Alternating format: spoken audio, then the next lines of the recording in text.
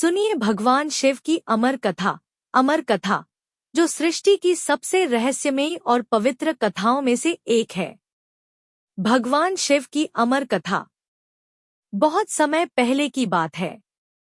एक बार माता पार्वती जी ने भगवान महादेव से पूछा, स्वामी, आप अमर, अक्षय क्यों हैं? आप पर समय, मृत्यु या जन्म का कोई प्रभाव क्यों नहीं पड़ता? तब भगवान शिव मुस्कुराए और बोले, देवी, यह बहुत गूढ़ रहस्य है। इसे सुनने वाला अमरत्व को प्राप्त करता है, परंतु इसे कोई सामान्य व्यक्ति नहीं सुन सकता। पार्वती जी ने विनती की, प्रभु, मैं आपकी अर्धांगिनी हूँ, मुझे यह अमर कथा अवश्य सुनाइए। शिव जी ने कहा, ठीक है, लेकिन यह कथा अत्यंत गुप्त है। इसे केवल एकांत और पवित्र स्थान पर ही सुनाया जा सकता है। शिव पार्वती का गमन। फिर भगवान शिव माता पार्वती को लेकर हिमालय के बीच स्थित एक गुप्त स्थान की ओर चले। वह स्थान था अमरनाथ गुफा, जो आज भी पवित्र तीर्थ के रूप में प्रसिद्ध है। रास्ते में उन्होंने सब कुछ त्याग दिया।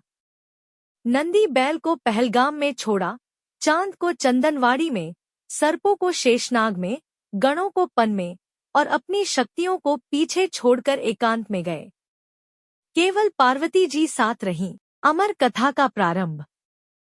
गुफा के अंदर जाकर शिव जी ने अग्नि प्रज्वलित की और कथा सुनाना आरंभ किया।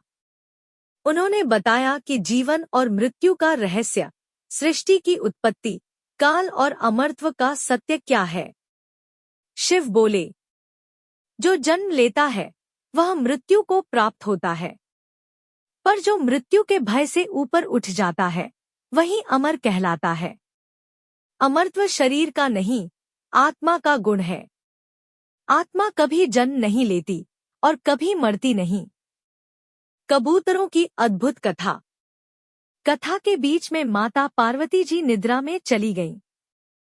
पर वहां गुफा में दो कबूतर, एक नर और एक मादा, बैठे कथा सुन रहे थे। जब कथा समाप्त हुई तब भगवान शिव ने देखा कि पार्वती तो सो गई है, पर दो कबूतर कथा सुन चुके हैं।